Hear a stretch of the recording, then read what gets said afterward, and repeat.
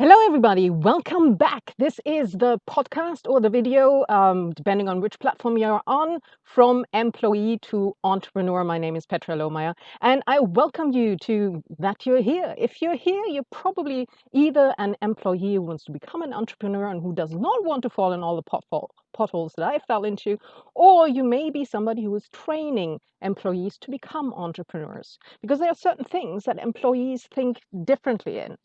And I've explained it a little bit in some of the past episodes, but what I wanted to concentrate on today was videos, how to make videos, right?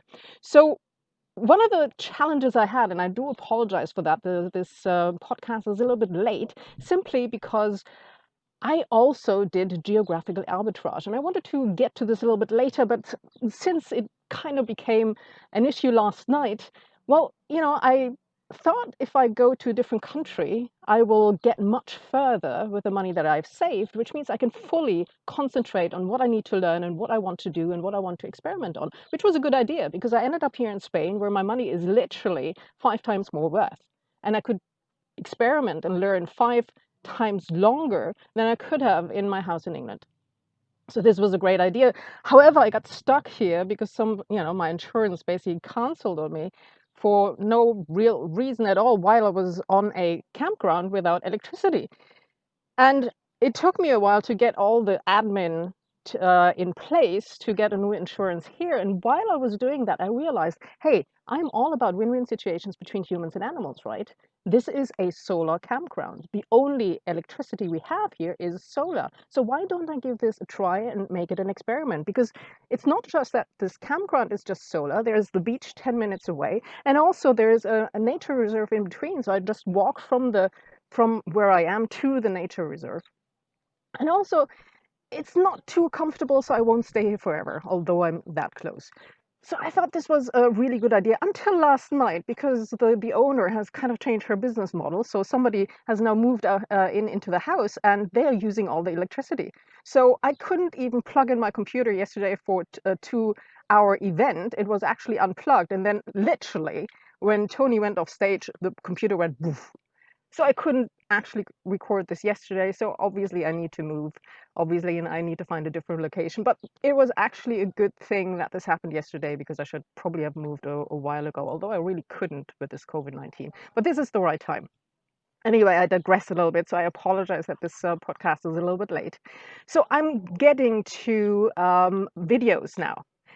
Creative videos. Now, a lot of people are very afraid of videos, but you know what? This is going to be a fun conversation because I actually really had a lot of fun doing this. So let me just make sure. One of the things is if you do a podcast like this, you need to make sure that the video is actually still running, which is what I'm doing right now, because I had it a few times that I was going on and had this wonderful flow, and then I realized that the camera was off, which is a little bit unfortunate. And the next take was about half of what I had said before. Anyway, this is a fun conversation. The first few videos that you're going to try are probably going to suck. Not necessarily because you're bad or your material is bad, because you're nervous, you have to set everything up. And, even I used to work as an actress, I used to work in front of the camera. I know, things about framing and all these kinds of things about lighting, but I was still nervous. And it's a different thing to do a scene where somebody else is filming you than to do your own material. So the first ones, which will probably be video creatives, which will be videos that are ads in order to draw people in, may not be the most, you know, great ones that you've ever seen in your life, but you know what? Everybody starts that way. Everybody has to go through that way. And the one thing that I really had going for me is that I used to be an actress. I used to be a professional actress. I used to be in shows. And one of the things that you learn as an actor is to make a fool of yourself, to not be afraid to do that. So I kind of went over that hurdle already and had a little bit of fun with it. Now, especially with these video creatives, with these ads that are supposed to draw people in, I had no idea how these things are supposed to be structured. Turns out, I now found a course, which is the KBB course that I probably mentioned before. Tony Robbins and Dean Graziosi basically constructed this course of how to teach things, and they also go into how to sell these things online. also, if you want to be a reporter, how to bring somebody in and sell this event, either on stage or online. And one of the things they cover are videos and how to sell them. And one of the things that they go into is the structure. And the structure is hook, story, close. And he goes into that in quite a lot of detail. I had no idea about that. I was just shooting my videos and I have no idea, if they worked or not. I had a little bit of experience with lighting because I had worked as an actress before, and some of the camera people and the lighting people explained it to me. So one of the most important things is that you have one round light. Usually, if you do a real video course, one round light in front of you, that you have this one spot in your eye, because otherwise you look shifty and stuff. So I used some of that, and through all these video creatives, I got a lot more comfortable. I don't know if they worked or not, and we'll get to that later. Why, I don't know if they worked or not, but it was a lot of fun, and I got to it. So, and while I was doing that, I realized, you know what? Why don't I turn that book that I just wrote into a video course? Because then you can actually give people an experience. It may not be like a live experience, but maybe they get a taste of a live experience. And some of these things are going to be really interesting and go into the subconscious as well. And so I did the video course, and God, it was loads of fun.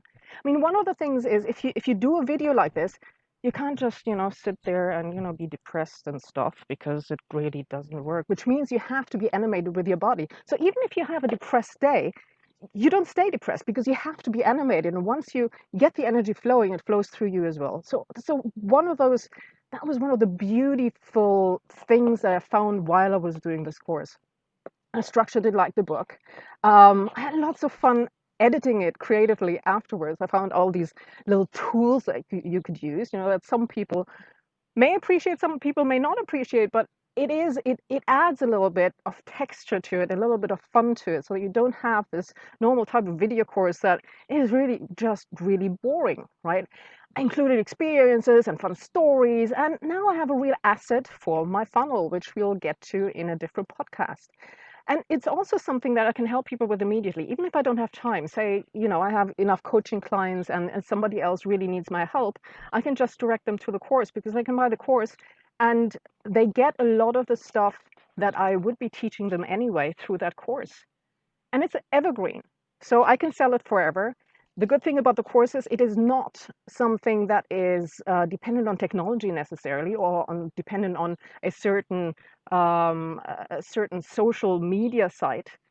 It has to do with, how do you work yourself into something else? How do you find out what you want to do? How do you work yourself into it? How to learn? But it kind of teaches you how to fish. It doesn't give you the fish. It teaches you how to fish. And I don't really like that metaphor, because, I like animals, but it is the metaphor that people usually use. So it is an evergreen thing that I can use forever. So that was a really great experience. Now, the next thing that I did, I constructed a webinar to sell that video course, because that's what everybody tells you. And that, you wouldn't believe it. You watch these videos, these webinars online, and they look so easy, especially if people like Tony Robbins or Dean Graziosi, or, these top people do them. And they are so complicated. It is unbelievable. Let me just look if this is still running. Yes. It is so complicated. There is a structure to this that you don't see, because they make it look so effortless. So I constructed this webinar. I did several webinars since, just to practice as well. And I followed the structure of one of these greats to a T. It wasn't Tony Robbins. It was somebody else who had a structure that was clearer to me, because Tony Robbins is so experienced that he can just shift and wherever this goes. Well, this guy was really doing it one after the other. So I used that first, because it looked so easy. Turns out it wasn't really so easy. So some of the things that you need to incorporate in that is, you have a hook in the beginning, of course, then you have to connect with the audience, then you have an origin story, basically, which tells the audience why you are the person who has all this experience to pass it on to them, why they should be listening to you. Then you have some teaching, and you have to teach the what and not the how, so that people actually come to you instead of just taking it from the webinar, which is also something you don't realize that they're doing, you know? And then you have testimonials strewn in, you've got some more content, and you've got sales bits all through that you don't actually realize. So every time they ask you a question, they do it in order to get a yes out of you. They ask you a yes question. And that is because they want you to say yes to the sales offer at the end. You know, little things like that, and engaging the audience, and then you have an irresistible offer at the end that is deconstructed, and you get interrupted by, you know, you put content again, and then you have got like this 45 minutes of closes. And initially, the first time I did a webinar, I did my, you know, my offer, and then I said something, I did the offer again, that was it. But if you take a look at what they are doing, they do quite a bit of content in the beginning, but then they do almost as much selling and closes at the end. And that takes a lot of practice. So all of that is supposed to look perfectly natural. And you have no idea how hard that is.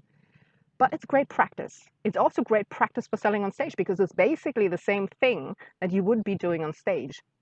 And I hated the sales bit at the end. You know, I just wanted to get it over with, which is basically what most people do. You know, a lot of people do this value added marketing where they, you know, show and demonstrate something that they're doing and why it is good and so on and so forth. And the audience is totally engaged. And then they go to the sales bit and they kind of step a bit back and, you know, and shrink, and they say, oh, by the way, and you can buy this for, and it's really worth it.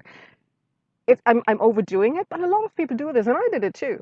So there's a really great story that Dean Graziosi tells in KBB, for example, on how to get over this and how to actually crank up the energy at the end, that people actually want to buy from you. Because if you're not convinced of your product, why should they be? They then, although you may think that your product is great, only because you have this resistance against selling, they will transfer that to your product and think, well, you've got something to hide. When in reality, you may think your product is great, you just don't like selling, right? So there's a whole technique to that, and a whole lot of practice. So I went through all that. And the challenges, of course, as I said before, are I published it on social media and it sold squat. You know, and at the time I thought it was because my ads were bad and maybe the webinar was just not good enough, because it really is a complicated thing to put together a webinar that is really good. But it could, you know, as I said before, simply be the Facebook algorithm, you know, which basically didn't show it to anyone. So I don't actually know if this actually worked or not. And also, as to Facebook ads, I did do Facebook ads at that point as well. I just had no idea how much money you have to put in that. You know, because I thought if I just do Facebook ads for 50 bucks, then I should at least sell 3 of my courses. Turns out the greats, the people who are the best in the world in marketing, who are famous, who have years and decades of experience, who know what funnels are, who are masters at constructing funnels and, you know, doing writing copy, who know everything about sales and so on and so forth, they spend, you know, at times I heard the number of $900 for one customer, you know, and then they sell a $2,000 course, which makes it worth it. They still make a profit out of it, even if they have some overhead on top, if that is not included in the 900. But, you know, me selling something, you know, not being famous, you know, selling something with 50 bucks was probably not the most realistic thing. But I had no idea, because I had never heard anything about these numbers before. And what you also don't realize, they have a massive list. And that is the thing, that it's the list, it's the personal contact that they had with people initially, with referrals. Even somebody like Tony Robbins, for example, who has a massive marketing machine, who has so much experience. If he actually did it in his seminar once, or several times actually, that he said, how many people came here because you were dragged here by a relative, or you were dragged here by a friend, and you just heard from somebody else that this is something to come here to. And the audience, it was 85% of the audience, although he does all this marketing on Facebook and stuff as well. And I kind of pushed that away, because I didn't want to do the it's kind of like going door to door, right? It's the last thing you want to do, especially if you've never done sales before, if you're really uncomfortable with sales. The last thing you want to do is be a door to door salesman, be it in the reality or be it online. That's really, from what I understand, how this all starts. And it goes from there. But I didn't know that at the time.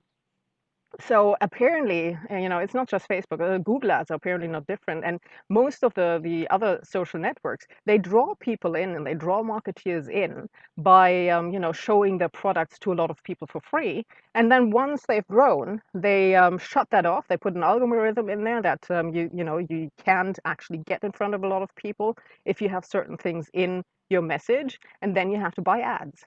That is the tactics that they all have. And that's not my idea. That comes out of Russell Brunson's book, Traffic Secrets. I may put a link at the end as well where you can find that. And I should have read that before, but I didn't know that at the time. Anyway, so that was the challenges, but the good that came out of it was, for starters, the fun and the energy that I got out of it myself. Emotion is triggered by motion. That's what Tony says quite a lot of times. And actors know that as well. If you act in a certain way, at some point you will feel that way. And that is, every day I was just recording something. And it was so exciting. And, it came through me, all this creativity. And suddenly I was talking about all these things that I hadn't even remembered anymore. And it just made me really feel good. I also learned so much, including that maybe the camera of your laptop is enough for something like this, or is enough for, Facebook Live or something, but maybe not for a video course like that. And I got that little reminder from somebody from the stage who said, my course has been professionally videoed. So okay, so yeah. But sometimes, it's good to get that feedback from somebody who actually knows what he's talking about. And that guy really does know what he's talking about. I would say from a competitor, but I can't really say that I'm competitor to him. I mean, he's.